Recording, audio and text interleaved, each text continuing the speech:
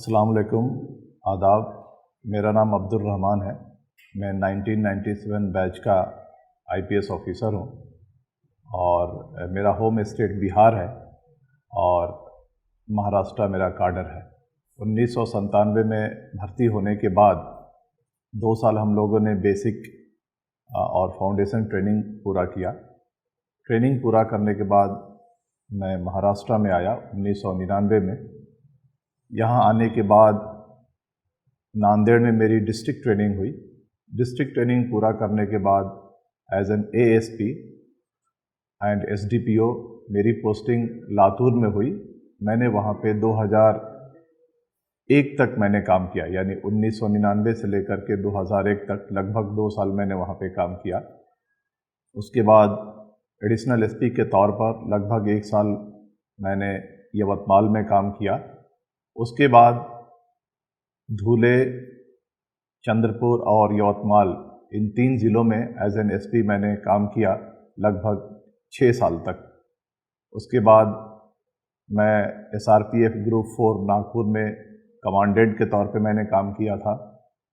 वहाँ से नागपुर में काम करने के बाद एज एन एसपी मेरा ट्रांसफ़र यवतमाल में हुआ था और एज एन एसपी वहाँ पे काम करने के बाद 2008 में मेरा ट्रांसफ़र एक पुलिस ट्रेनिंग स्कूल में हुआ था। तो मैं वहाँ प्रिंसिपल भी रहा सोलापुर में पुलिस ट्रेनिंग कॉलेज में।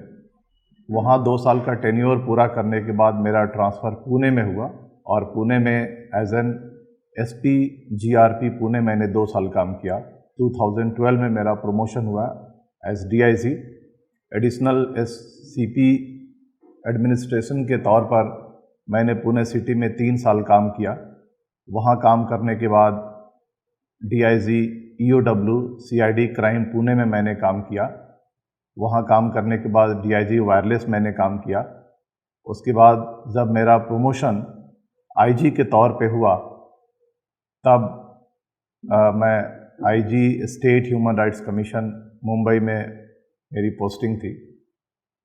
वहाँ लगभग 1 साल काम करने के बाद जब सीएए एक्ट आया और मैंने देखा कि सीएए पूरी तरह से मज़हब के आधार पर एक कानून बनाया हुआ है और यह मज़हब के आधार पर लोगों को बांटता है, यानी मज़हब सिटीजनशिप न देने का आधार बन सकता है न सिटीजनशिप लेने का आधार बन सकता है।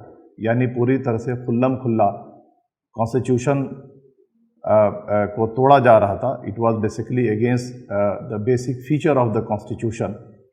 फिर मैंने रिज़ाइन किया और मेरा रेजिग्नेशन अभी तक मंजूर नहीं हुआ है और मैं लोगों को एजुकेट करने के लिए मैं काम कर रहा हूँ ताकि कि उनके बेसिक राइट्स क्या हैं, ख़ास करके जो माइनॉरिटीज़ हैं इंडिया में, Muslims, Christians, Sikh, Buddhist, Jain, Parsis, उनके क्या राइट्स हैं, क्या ड्यूटीज़ हैं और उनको कैसे हासिल किया जाए, उनमें क्या दुश्वारियाँ हैं और जो गवर्नमेंट के जो मशीनरीज़ हैं स्पेशली द पुलिस, उनके साथ उनका क्या तालमेल होना चाहिए, क्या कोऑर्डिनेशन होना चाहिए, इस पर मैं लोगों को एजुकेट कर रहा हूँ, करते आ रहा हूँ।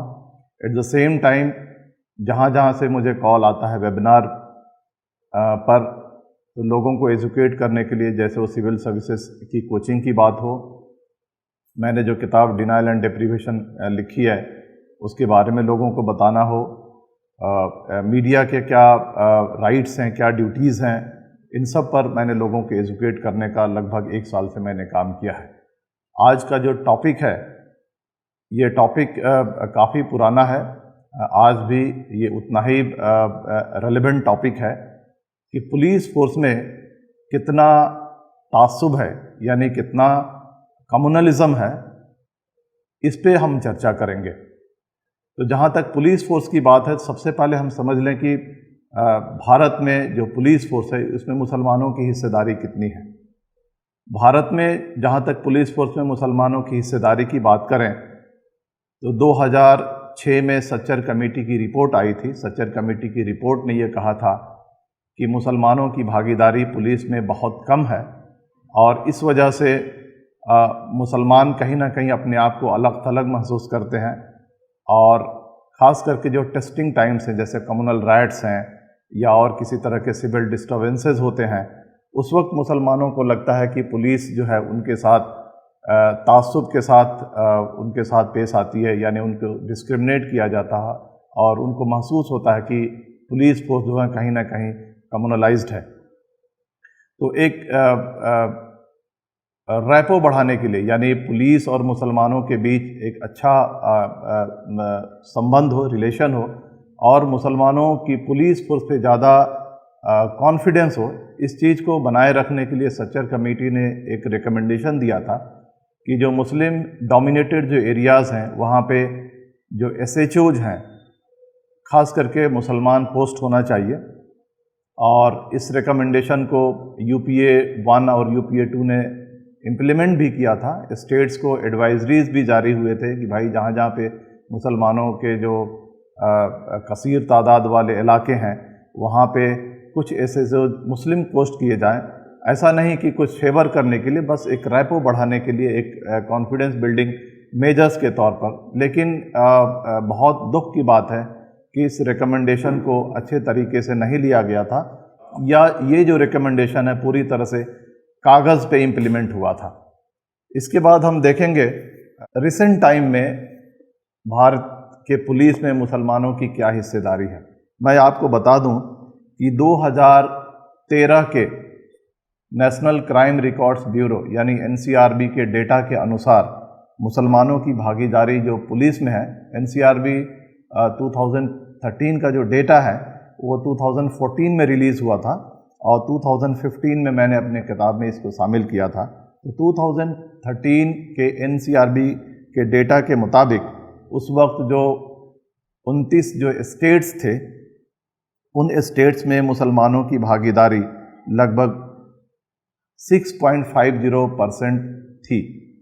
अब आप अंदाज़ा लगाइए कि मुसलमान जो है आबादी में लगभग 14.2% है और जो स्टेट्स हैं उनमें उनकी भागीदारी 6.5% थी। जो 7 जो यूनियन टेरिटरीज़ हैं उनमें उनकी भागीदारी 2.17 थी।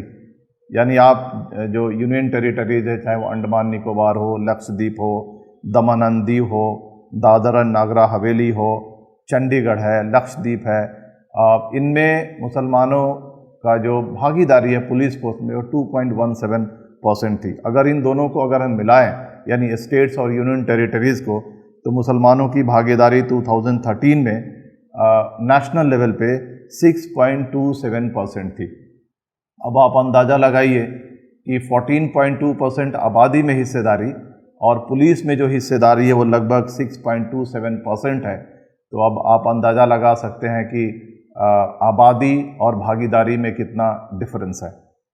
जहाँ तक पुलिस फोर्स में मुसलमानों के ग्रोथ की बात की जाए कि ओवर द ईयर्स मुसलमानों की जो भागीदारी है पुलिस में वो बढ़ी है या घटी है, तो मैं आपको बता दूं कि 2007 में मुसलमान जो थे पुलिस में 7.55% थे, 2011 में 6.52% थे, 2012 में 6.50% थे, 2013 में 6.27%, जो मैंने पहले जो आंकड़ा बताया है। यानी देखा जाए तो ओवर द ईयर्स मुसलमानों की भागीदारी पुलिस में घटती जा रही है। यह कहीं ना कहीं एक जो है ये चिंता का विषय है, ये हमारे लिए एक कंसर्न सब्जेक्ट है, इस पे चर्चा होना चाहिए और मुसलमानों को चाहिए कि ज़्यादा से ज़्यादा पुलिस में उनकी भागीदारी कैसे बढ़े, इस पे वो थोड़ी मेहनत करें। सरकार की भी जिम्मेदारी है कि अगर एक बिगेस्ट माइनॉरिटी जो मुस्लिम्स जो है इंडिया में बिगेस्ट माइनॉरिटी हैं, अगर वो उनका पुलिस में प्रॉपर रिप्रेजेंटेशन नहीं रहेगा तो पुलिस और जो बिगेस्ट माइनॉरिटी है उनके बीच जो कॉर्डियल रिलेशन है वो अच्छा नहीं रहेगा, जो रिलेशन है वो अच्छा नहीं रहेगा। तो कैसे बढ़ाया जाए इस पे बात होनी चाहिए। लेकिन बड़े दुख की बात है कि ओवर द ईयर्स, यानी आपको मैंने बताया कि 2007 में 7.55%, 2011 में 6.32%, 2012 में 6.30% और 2013 में 6.27%, यानी नीचे की तरफ जा रही है। और 2007 से लेकर के 2013 तक यानी 6 सालों में जो पुलिस फोर्स का जो ग्रोथ हुआ है, यानी हर जगह आप देखेंगे कि आबादी के हिसाब से पुलिस का जो प्रोपोर्शन है वो बढ़ना चाहिए, बेटर क्राइम कंट्रोल के लिए, बेटर लॉ एंड ऑर्डर के लिए। हम चाहते हैं कि हर स्टेट्स में जो है पुलिस जो है ज़्यादा तादाद में रहें ताकि के लॉ एंड ऑर्डर क्राइम अच्छे से कंट्रोल हो। तो आप देखेंगे कि 2007 से लेकर के 2013 तक नेशनल लेवल पे ओवरऑल पुलिस में जो ग्रोथ हुआ है वो 28.41% ग्रोथ हुआ है। यानी उस वक्त अगर 2007 में 100 पुलिस थे तो 2013 में 128 पुलिस नेशनल लेवल पे थे। लेकिन जो मुसलमानों का जो ग्रोथ हुआ है वह सिर्फ 6.63% हुआ है। यानी मुसलमान 2007 में 100 थे तो 2013 में सिर्फ 106.63% थे। यानी उनका जो ग्रोथ बिल्कुल नहीं हुआ। एक ये चिंता का विषय है हमारे लिए, एक फिक्र का भी सब्जेक्ट है और हमारे लिए ही नहीं गवर्नमेंट के लिए भी। तो ये तो हुआ आंकड़ा। इसके बाद दो बातें यहाँ पे मैं और बताना चाहूँगा पुलिस के रिप्रेजेंटेशन के बारे में कि आप देखेंगे कि भारत में एक ही स्टेट है जो मुस्लिम मेजॉरिटी स्टेट है, वो है जम्मू एंड कश्मीर। वहाँ की पुलिस में मुसलमानों का जो प्रोपोर्शन है वो ज़्यादा है, लगभग 70-75% वहाँ जो पुलिस हैं जो मुस्लिम्स हैं। अगर JNK के रिप्रेजेंटेशन को अगर हम हटा दें तो भारत में जो मुसलमानों का जो रिप्रेजेंटेशन है पुलिस में बहुत कम हो जाता है, यानी लगभग 4% के आसपास आ जाता है। तो ये बहुत ही ज़्यादा एक गंभीर सब्जेक्ट है और हमारे लिए एक फ़िक्र करने वाली बात है। दूसरी बात यह है कि देश आज़ाद होने से लेकर के अभी तक यानी UPA 2 तक यह होता रहा है कि जो NCRB के जो आंकड़े हैं वो जब जारी होते हैं तो पुलिस में मुसलमानों के रिप्रेजेंटेशन के साथ साथ यानी ओवरऑल कितने लोग हैं, SCs का क्या भागीदारी है, STs की क्या भागीदारी है, मुस्लिम्स की क्या भागीदारी है, अदर्स की क्या भागीदारी है, इस तरह के आंकड़े NCRB जारी करता है। लेकिन जब ये NDA 1 की गवर्नमेंट आई और उस वक्त जनाब राजनाथ सिंह होम मिनिस्टर थे तो उन्हें महसूस हुआ कि मुसलमानों का जो भागीदारी का जो आंकड़ा है, डेटा है NCRB में, वो पब्लिश नहीं होना चाहिए। और मुझे लगता है कि अब ये जो मुसलमानों की आंकड़े की जो भागीदारी का जो आंकड़ा है अब ये पब्लिश होना भी बंद हो गया। यानी अब आप ये भी अंदाज़ा नहीं लगा सकते हैं कि आपकी भागीदारी बढ़ी है, घटी है, कहाँ पर है। अब आपको जानकारी अब नहीं मिल पाएगी। बहरहाल ये रहा कि मुसलमानों की पुलिस फोर्स में क्या भागीदारी है, इस पर हम लोगों ने बात की। जहाँ तक कम्युनलिज्म की बात हो तो दो चीज़ें ऐसी हैं कि जहाँ पे जो पब्लिक और पुलिस का डायरेक्ट कन्फ्रंटेशन होता है। एक तो ड्यूरिंग क्राइम कंट्रोल और दूसरा है लॉ एंड ऑर्डर। ये दोनों ही सिचुएशंस में पुलिस जो है पब्लिक से डायरेक्टली इन्वॉल्व होती है। पहले हम बात करें क्राइम कंट्रोल की, तो क्राइम कंट्रोल की जहाँ तक बात करें तो मैंने अपने 21-22 साल के कैरियर में मैंने ये महसूस किया है कि पुलिस फोर्स को पूरी तरह से न्यूट्रल होना चाहिए, पूरी तरह से उनको किसी भी तरह के बायसेस उनमें नहीं होने चाहिए, यानी अनबायस्ड हो करके और काम करना चाहिए।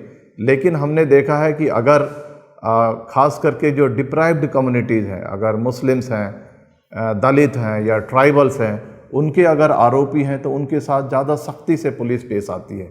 यानी ज़्यादा उन पे सेक्शंस लगाए जाते हैं, कभी कभी उन पे 3rd डिग्री का इस्तेमाल किया जाता है और उनको जेलों में बंद कर दिया जाता है, उनको बेल जल्दी नहीं मिलता है। और इसी वजह से अगर आप जेल में जो आंकड़े हैं वहाँ देखेंगे तो मुसलमानों की भागीदारी आबादी में लगभग 14.2% है, लेकिन अंडर ट्रायल्स में अगर देखेंगे तो लगभग 21-22% मुस्लिम जो है अंडर ट्रायल्स है। उसी तरह से हमारे जो दलित भाई हैं, हमारे जो ट्राइबल्स भाई हैं, उनकी भी जो आबादी है, लगभग दलित की जो प्रोपोर्शन है हमारे पॉपुलेशन में 16.5% है, जो ट्राइबल्स है लगभग 8.5% हैं। लेकिन अंडर ट्रायल्स में उनके अगर हम भागीदारी को देखें तो लगभग उनकी आबादी से कहीं ज़्यादा है। तो एक ये फ़िक्र का विषय है कि पुलिस, और वहीं अगर हम जो अपर कास्ट जो कम्युनिटीज़ हैं, स्पेशली जो अपर कास्ट हिंदू कम्युनिटीज़, उनका जो तनासुब है, जो प्रोपोर्शन है अंडर ट्रायल्स में, वो काफ़ी कम है।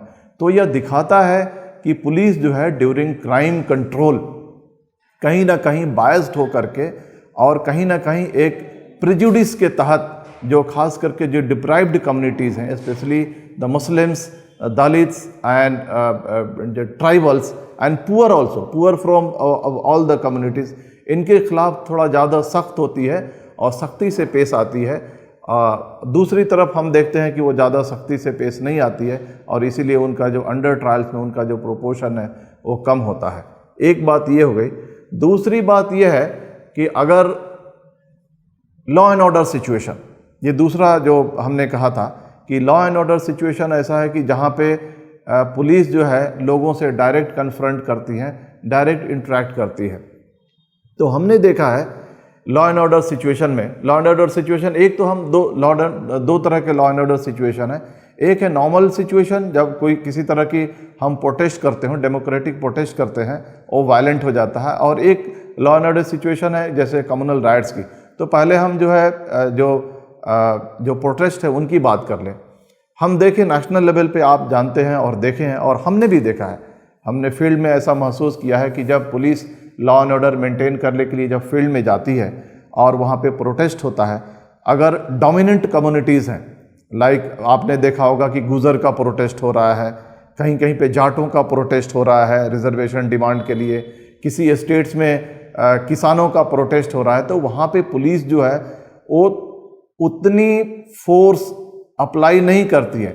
लेकिन वही अगर आप देखिए, अगर मुसलमानों का कोई प्रोटेस्ट हो, दलितों का कोई प्रोटेस्ट हो, आदिवासियों का कोई प्रोटेस्ट हो, तो वहाँ पे पुलिस जो है वो ज़्यादा एक्टिव होती है और डिसप्रोपोर्शनेट फोर्स का इस्तेमाल करती है। यानी उनको ज़्यादा, उन पे लाठी चार्ज किया जाता है, कभी कभी उन पे फायरिंग भी किया जाता है। और यह मैं अपने तजुर्बे के आधार पे कह रहा हूँ और ओवरऑल जो नेशनल सिनारियो है ये देख करके मैं कह रहा हूँ। दूसरा मैं ये कहना चाहूँगा कि आप देखे होंगे कि नेशनल लेवल पे किसी ने पटरियाँ उखाड़ दी, किसी ने सड़कें रोक दी, किसी ने पथराव कर दिया, आगजनी कर दी, सड़कें कई कई दिन तक रोक दिए, उन पे पुलिस कोई कार्रवाई नहीं करती है, किसी तरह का उन पे न FIR होते हैं, न वहाँ पे किसी तरह की फायरिंग होती है लॉ एंड ऑर्डर को मेंटेन करने के लिए। लेकिन वही अगर देखेंगे नेशनल लेवल पे कि मुस्लिम कम्युनिटी के मेंबर्स अगर ये आह्वान करते हैं कि हमको अपने डेमोक्रेटिक राइट्स को बचाने के लिए चक्का जाम करना पड़ेगा, यानी आह्वान करना पड़ेगा, तो उनको UAPA लगा करके और उनको जेलों में बंद कर दिया जाता है। तो ये एक डिस्क्रिमिनेटरी रोल है पुलिस का। और पुलिस जो है यह देखती है कि जो भी कमज़ोर है, ऐसा नहीं कि जो मुसलमान कमज़ोर हैं तो उनके खिलाफ भाई पुलिस जो है ज़्यादा एक्टिव हो करके और ज़्यादा जो लाठी चार्ज हो या ये आंसू गैस के गोले छोड़ने हो या उन पे फायरिंग करनी हो। तो ये सिर्फ मुसलमानों की ये मसला नहीं है, यह मसला जितने जो यहाँ पे जो वीकर सेक्शन है उनका मसला है। यानी चाहे वो वीकर सेक्शन में पुअर हों या वो दलित हों या ट्राइबल्स हों या हो सकता है कि वो मुस्लिम्स हों या सिचुएशनली कभी कभी जो वीकर सेक्शन, जैसे मान लीजिए कि सफाई कामगार हैं, उन्होंने किसी तरह का मोर्चा निकाला, अगर कम नंबर में है तो पता चला कि जो पुलिस जो है एक थोड़े से कॉम्पैशनेट तरीके से उनसे डील करने के बजाय उन पे लाठियाँ चार्ज करती हैं। आपने देखा होगा कि बिहार में कई बार जो टीचर्स हैं, टीचर्स पे पुलिस ने उनके डिमांड जब वो कर रहे थे तो पुलिस ने उन पे लाठियाँ बरसाई थी। तो इस तरह का थोड़ा सा डिस्क्रिमिनेटरी रोल जो है वो पुलिस का रहा है। मैं ये जो बात मैंने ये जो कही है ये मेरे तजुर्बे के आधार पर है। अब हम आते हैं during communal riots. During communal riots जो पुलिस का जो रवैया है यह बहुत ही बायस्ड रहा है और कहीं ना कहीं तासुब भरा रहा है, एक प्रेजुडिस्ड एक बिहेवियर रहा है। और यह सिर्फ मैं अपने तजुर्बे के आधार पर नहीं कह रहा हूँ। 1964 में जब पहला जो कम्युनल राइट्स हुआ वहाँ से लेकर के और अब तक जितने मेजर कम्युनल राइट्स हुए और उनके जो कमीशन के रिपोर्ट्स आए, उस कमीशन के रिपोर्ट्स में यह मेंशन किया गया है कि पुलिस ने कहीं ना कहीं एक हिंदू पुलिस फोर्स बन करके काम किया था। चाहे वो आप 1992, 1993 के बॉम्बे राइट्स को देखें, या भिवंडी के राइट्स को देखें, या 2002 के गुजरात राइट्स को देखें, या और किसी राइट्स को ले लें। रिसेंटली आपने दिल्ली में देखा कि दिल्ली में जो कम्युनल राइट्स हुआ, वो कम्युनल राइट्स करने वाले कोई और थे। कितना मैनेज तरीके से मुसलमानों के घरों को जलाया गया, उनके शॉप्स जलाए गए, उनके जो प्रॉपर्टीज़ को जलाए गए, उनके मस्जिदों को नुकसान पहुंचाया गया, और लगभग 42-44 मुस्लिम्स मरे। यानी ज़्यादातर जो लाइव्स और प्रॉपर्टीज़ का जो नुकसान है वो मुसलमानों का हुआ। लेकिन अगर आज आप देखेंगे तो ज़्यादातर कार्रवाई वह मुसलमानों के ख़िलाफ़ हो रही है। ड्यूरिंग राइट आपने महसूस किया होगा कि पुलिस के साथ दंगाई भी घूम रहे थे, या दंगाइयों के साथ पुलिस भी घूम रही थी। तो कम्युनल राइट्स के दौरान पुलिस फोर्स जो है वो कहीं ना कहीं एक मेजोरिटेरियन फोर्स बन करके सामने आती है, एक हिंदू फोर्स बन करके सामने आती है। और ऐसा लगता है कि जो दंगाई हैं, जो मेजॉरिटी कम्युनिटी के जो दंगाई हैं और पुलिस जो है, ये एक साथ मिल करके कहीं ना कहीं काम करते हैं। और पुलिस का जो बेसिक ड्यूटी है कि भाई वो लॉ एंड ऑर्डर को मेंटेन करे, जो कॉन्स्टिट्यूशन है उसको मेंटेन करे, जो उनको जो ड्यूटीज़ किए गए हैं अनबायस्ड तरीके से और without any discrimination, without any prejudice, वो फील्ड में रह करके अगर किसी के खिलाफ, किसी के जान पे अगर किसी तरह का हमला हो रहा है, किसी के प्रॉपर्टीज़ पे हमला हो रहा है, तो पुलिस जो है वो फायर कर सकती है। इस तरह का आईपीसी में प्रोविजंस है। लेकिन हमने देखा है कि जब दंगाई उनके सामने घरों को जलाते हैं, लोगों को मारते हैं, तो पुलिस जो है कहीं ना कहीं एक मुक्त दर्शक के तौर पर, एक साइलेंट स्पेक्टेटर के तौर पर वहाँ खड़ी रहती है और किसी तरह का कोई एक्शन नहीं लेती है। और ये कमीशन बाय कमीशन, ये बहुत सारे कमीशन के रिपोर्ट्स में मेंशन किया गया है। तो मैं ये कहना चाहता हूँ कि जहाँ तक मेरा जो तजुर्बा है, मैंने ये महसूस किया है कि हमारे जो टेन्योर में छोटे छोटे कम्युनल डिस्टर्बेंसेस हुए, लेकिन हमने वहाँ जा कर के और जल्द ही उन पे काबू पा लिया था। देखिए, लॉ एंड ऑर्डर का दो प्रिंसिपल है कि अगर किसी तरह का कोई सिविल डिस्टर्बेंस हो तो पुलिस का यह बेसिक ड्यूटी है कि वो मिनिमम फोर्स को यूज़ करे। लेकिन वहीं पे अगर कम्युनल डिस्टर्बेंस हो तो यह कहा जाता है, और पुलिस की ये ड्यूटी है और हमें भी सिखाया गया है कि मैक्सिमम फोर्स को यूज़ करके जल्दी से जल्दी उस पर काबू पाया जाए, उसको कंटेन किया जाए। तो मैंने इसी प्रिंसिपल पे काम किया। जहाँ जहाँ पे सिविल डिस्टर्बेंसेस हुए, हमने वहाँ पे बहुत ही कम फोर्स यूज़ करने की कोशिश की, और जहाँ जहाँ पे कम्युनल डिस्टर्बेंसेस हुए वहाँ पे ज़्यादा से ज़्यादा फोर्स लगा करके और हम लोगों ने उसको कंट्रोल करने की कोशिश की। और मेरे टेन्योर में कहीं भी कम्युनल डिस्टर्बेंसेस हुए, लेकिन कम्युनल राइट्स में हमने उनको टर्न नहीं होने दिया।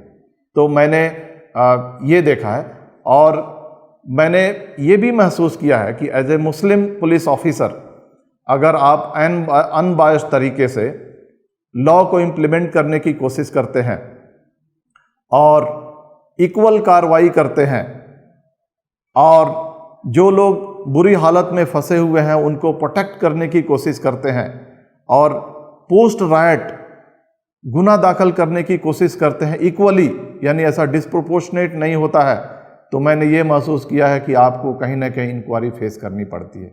क्योंकि आप ही के पुलिस फोर्स के, हमारे ही पुलिस फोर्स के जो नीचे के जो लोग हैं, उनको लगता है भाई जब ये एसपी नहीं थे तो हम कुछ और काम करते थे, ये जो एसपी आए हैं तो ये तो थोड़ा अलग काम कर रहे हैं, ये तो जो है सीधे सीधे चलते हैं, ये तो अनबायस्ड तरीके से चलते हैं, जिन लोगों की जान खतरे में उनको बचाने की कोशिश करते हैं, ये तो तुरंत कम्युनल राइट्स पे कंट्रोल करके दूसरे दिन पीस कमेटी की मीटिंग बुलाते हैं, लोगों के कॉन्फिडेंस जीतने की कोशिश करते हैं। तो ये कहीं ना कहीं जो कम्युनलाइज जो माइंड्स हैं पुलिस में, उनको ये पचता नहीं है, उनको ये हजम नहीं होता है, और कहीं ना कहीं वो एनोनिमस एप्लीकेशन के तौर पर, या रिटन एप्लीकेशन के तौर पर, या थ्रू मीडिया, या थ्रू ऑर्गेनाइजेशंस कहीं ना कहीं वो गवर्नमेंट को कंप्लेन करते हैं और उस कंप्लेन के बाद हमको इंक्वायरी फेस करना पड़ता है।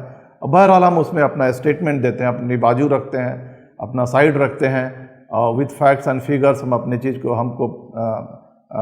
अपने आप को प्रेजेंट करते हैं। और मैंने देखा है कि आज तक इस बात पे मुझे कहीं भी पनिशमेंट नहीं हुआ है, क्योंकि मैंने जो कार्रवाई की थी एज अ मुस्लिम ऑफिसर मैंने कार्रवाई नहीं की थी, as a Indian police officer के तौर पे कार्रवाई की थी। और सारे लोगों का मैं अगर मैं डिस्ट्रिक्ट में हूँ तो मैं एक ख़ास कौम का एसपी नहीं हूँ, उस डिस्ट्रिक्ट में रहने वाले सारे लोगों का मैं एसपी हूँ। और इस तरह से मैंने काम किया था और लोगों ने भी बाद में ये महसूस किया कि जो पुलिस ने काम किया, जो पुलिस का जो एटीट्यूड था कहीं ना कहीं वो अनबायस्ड था और पुलिस ने जल्दी उस पर कंट्रोल करने की कोशिश की। और कंट्रोल करने के बाद पुलिस ने जो अफेक्टेड जो लोग थे उनके जो कॉन्फिडेंस जीतने की कोशिश की थी थ्रू डायलॉग या थ्रू पीस कमेटी मीटिंग, ये लोगों ने भी महसूस किया, लोगों ने भी अप्रिशिएट किया। तो बहरहाल ये रहा।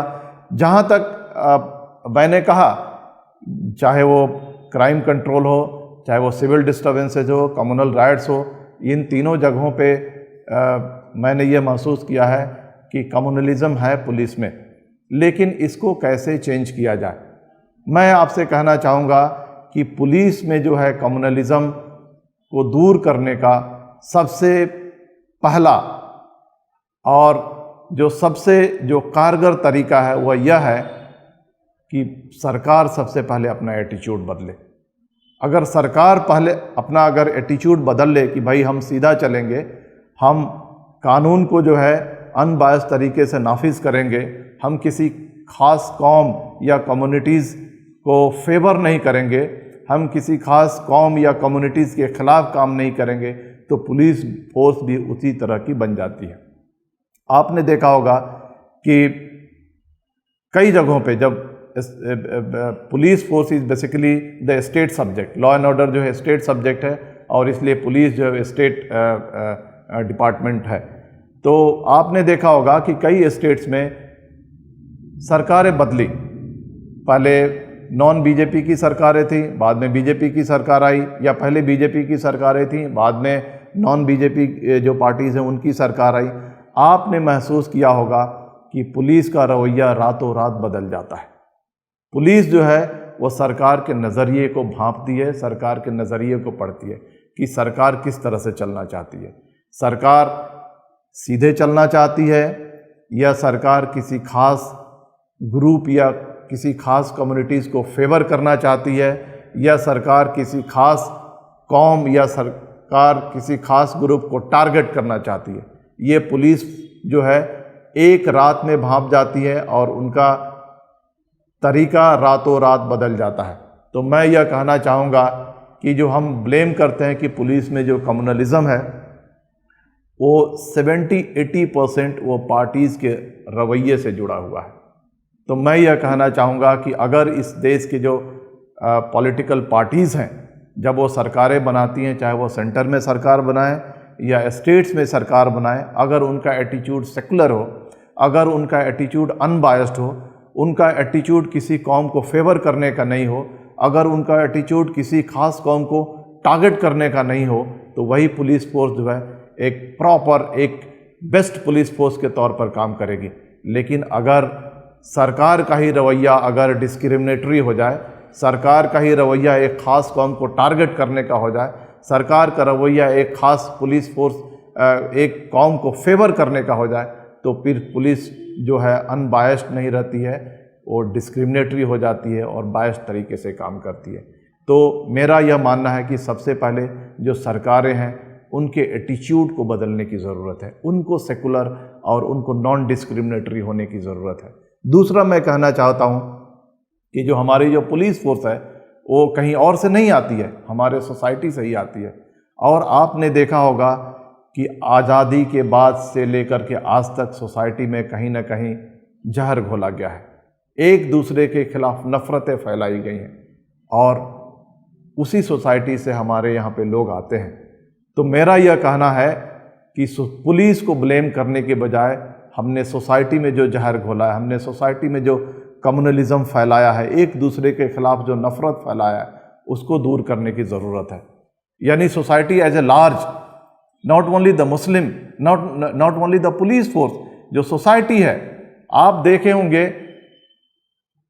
कि ऐसा एक लड़का जो किसी दूसरे कौम के लड़के के साथ कभी उसका इंटरेक्शन नहीं हुआ, कभी वो मिला नहीं, लेकिन उस कौम के बारे में क्या क्या उसके मन में मनगढ़ंत बातें हैं, क्या क्या तासुब है, किस तरह के मिसअंडरस्टैंडिंग फैलाया गया है। अगर आप पूछेंगे तो धीरे धीरे ये मिसअंडरस्टैंडिंग जो है बाहर आता है।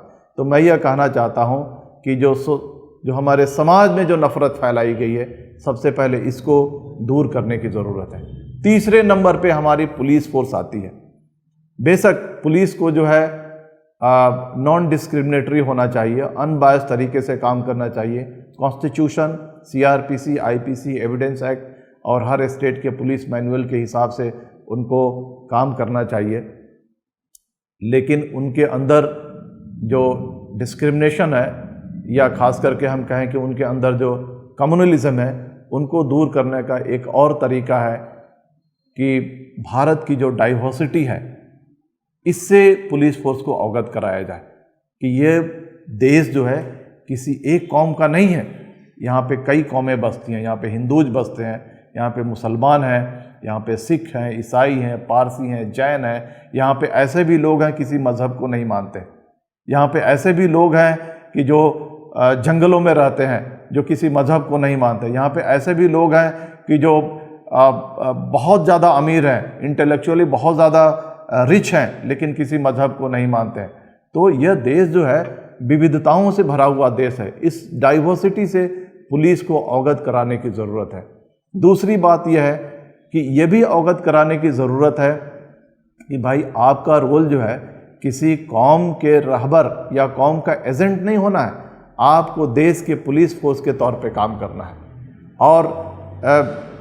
और ये इस तरह से हो सकता है कि भाई आपके सामने अगर किसी तरह का कोई मैटर आता है तो आप नाम पे ध्यान मत दीजिए, किसी तरह के टाइटल पे ध्यान मत दीजिए, आपके काम क्या है उस पे ध्यान दीजिए। अगर कहीं पे चोरी हुई है, किसके घर चोरी हुई है, किसने चोरी किया है, इस पे आपको ध्यान नहीं देना है। चोरी हुई है, इस पे ध्यान देना है। मेरा ये बोलना है कि नॉन डिस्क्रिमिनेटरी होकर के आपको काम करना है। मैं यह कहना चाहूँगा कि जो पुलिस के जो ट्रेनिंग जो मैनुअल्स हैं, उस मैनुअल्स में पुलिस को ट्रेन करने की ज़रूरत है कि देश की डाइवर्सिटी क्या है, देश के रिक्वायरमेंट्स क्या है, देश में कम्युनल हार्मनी होना चाहिए। और इस देश में जब कम्युनल हार्मनी होगा, जब शांति होगी, जब लोग एक दूसरे से नहीं लड़ेंगे, एक साथ मिल करके रहेंगे, तभी यह देश आगे बढ़ेगा। इस चीज़ से पुलिस को ट्रेनिंग के दौरान अवगत कराने की ज़रूरत है। ट्रेनिंग के बाद भी जब उनका रीओरिएंटेशन कोर्स होता है, उनके खास वक्फे के बाद उनकी ट्रेनिंग होती है, जैसे मिड कैरियर ट्रेनिंग प्रोग्राम्स होते हैं, उन ट्रेनिंग प्रोग्राम्स में भी जो ये कम्युनलिज्म है, कम्युनलिज्म के ख़िलाफ़ जो हमारा जो ट्रेनिंग मटेरियल्स है, यानी कम्युनलिज्म को हम कैसे कम करें, पुलिस फोर्स को कैसे ट्रेन करें, इस पे ज़्यादा फोकस करने की ज़रूरत है। मैं आपको बता दूं कि हमने तो ये बात नहीं सुनी है, लेकिन हमारे जो पुलिस के जो सीनियर ऑफिसर्स हैं, उन्होंने कहा है कि राइट्स के बाद जो जूनियर लेवल ऑफिसर हैं, वो कहते हैं कि सर कम्युनल राइट्स में हम गए थे और हमने देखा कि मुस्लिम लोग या ठिकानी पड़त होते यानी आपले लोग त्या ठिकानी पड़त होते। तो ये जो आपने देखा कि मुस्लिम लोग इस तरफ भाग रहे थे और हमारे लोग उस तरफ भाग रहे थे, ये जो दो सेंटेंस है, ये पूरे माइंडसेट जो है बता देता है। ये जो जूनियर जो रैंक है हमारा, ये जूनियर रैंक यह दिखाता है कि भाई हम जो है, जो डिस्ट्रिक्ट में रहने वाले सारे लोग हैं, उनके पुलिस फोर्स नहीं है, कहीं ना कहीं हम अपने खास जो कम्युनिटी है उसके पुलिस फोर्स हैं। तो ये माइंडसेट को चेंज करने की ज़रूरत है भाई। आप किसी खास कास्ट या कम्युनिटी या रिलीजियस ग्रुप के पुलिस नहीं हैं, आप जो है पूरे डिस्ट्रिक्ट के पुलिस फोर्स हैं। और दूसरी बात ये देखा जाता है कि जब पोस्ट राइट्स जब कार्रवाई होती है, पूरे सीरीज है कम्युनल राइट्स का, छोटे राइट्स को ले लीजिए, मीडियम कम्युनल राइट्स को ले लीजिए या मेजर कम्युनल राइट्स को ले लीजिए। जब पोस्ट राइट्स, देखिए राइट्स होता है, हो सकता है कि पुलिस सक्षम नहीं है उन चीज़ों को डील करने में, उन चीज़ों को हैंडल करने में, लेकिन जब राइट्स शांत हो जाता है उसके बाद पुलिस यानी पीसफुल सिचुएशन में जब काम करती है, कम से कम उस वक्त पुलिस का जो रोल है वो नॉन डिस्क्रिमिनेटरी होना चाहिए और it should be according to proportion of the crime committed. तो मैंने देखा है कि मुसलमानों को ही जान और माल का नुकसान ज़्यादा होता है और उन्हीं के खिलाफ केसेस भी ज़्यादा होते हैं। दूसरी तरफ हम देखें तो जानी नुकसान कम होता है, उनके माली नुकसान नहीं है, लेकिन उनके खिलाफ कोई केसेस भी नहीं है। तो इससे क्या होता है कि अगर पुलिस फोर्स काम नहीं करती है, एक खास कौम को छूट देती है, तो उनका कहीं ना कहीं मनोबल बढ़ता है और कम्युनल राइट्स साल दर साल ये जारी रहते हैं। तो जब पुलिस फोर्स का जो रवैया है, जो एटीट्यूड है, वो अगर नॉन डिस्क्रिमिनेटरी हो जाए और ये वो महसूस करे कि हम सारे लोगों का पुलिस फोर्स हैं और उनका जो कार्रवाई हो वो प्रोपोर्शन में अगर होने लगे, यानी क्राइम जो कमिटेड हुआ है उसके प्रोपोर्शन में अगर वो कार्रवाई करने लगें, तो कहीं ना कहीं ये जो कम्युनल राइट्स जो एक तरह का स्टिग्मा है हमारे सोसाइटी पे, हमारे कंट्री पे, एक धब्बा है और कहीं ना कहीं ये एक ऐसा फोर्स है जो भारत को पीछे खींच रहा है, कहीं ना कहीं इससे छुटकारा मिलेगा और देश आगे जाएगा। तो बहरहाल मैंने ये जो कहा है कि जो कम्युनलिज्म है पुलिस फोर्स में, इसको दूर करने के 2-3 तरीके हैं, उसको मैं फिर से समराइज़ करता हूँ। पहला कि जो सरकारें स्टेट में बनती हैं, सबसे पहले अपने एटीट्यूड को चेंज करें, वो नॉन डिस्क्रिमिनेटरी हो जाएं और किसी खास कौम को फेवर नहीं करें, किसी खास कौम को टारगेट नहीं करें। दूसरा ये मैं कहना चाहूँगा कि हमारे जो समाज में जो नफ़रत फैलाई गई है, उस समाज को सबसे पहले डीकम्युनलाइज करने की ज़रूरत है। तीसरा जो मैं कहना चाहता हूँ कि जो हमारा जो पुलिस फोर्स है, कहीं ना कहीं ट्रेनिंग मटेरियल के जरिए, मिड कैरियर ट्रेनिंग जो प्रोग्राम्स है उसके ज़रिए, जो हमारे जो रीओरिएंटेशन प्रोग्राम्स होते हैं उसके ज़रिए एक ऐसा ट्रेनिंग मैनुअल बनाया जाए जिसमें देश की जो विविधता है उससे अवगत कराया जाए और उनको कहा जाए कि भाई आपको नॉन डिस्क्रिमिनेटरी होकर के काम करना है।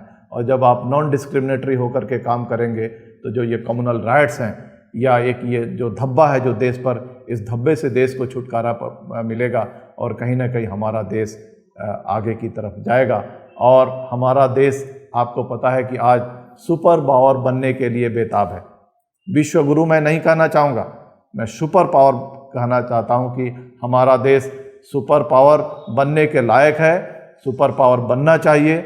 और सुपर पावर बनने के लिए जब तक यहाँ के जो बिगेस्ट माइनॉरिटी कम्युनिटीज है मुस्लिम्स, उनको जब तक साथ नहीं लिया जाएगा, उनके कॉन्फिडेंस को जीता नहीं जाएगा, तब तक हमारा जो देश है भारत, ये सुपर पावर नहीं बन सकता है।